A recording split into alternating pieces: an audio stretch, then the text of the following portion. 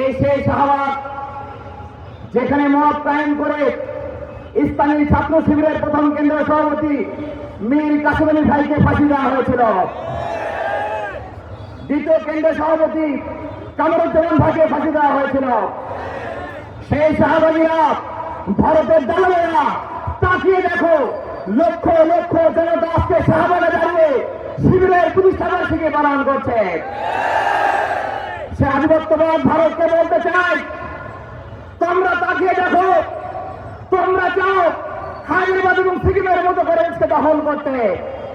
তোমরা আমাদের 57 জন সেনাপতিকে হত্যা করেছ। তোমরা পানি আজকে আমাদের উত্তরবঙ্গের মাঠগুলোকে নষ্ট করে দিয়েছ। তোমরা পানি ছাড়িয়ে দিয়ে আমাদেরকে বন্যায় ডুবে মেরেছ।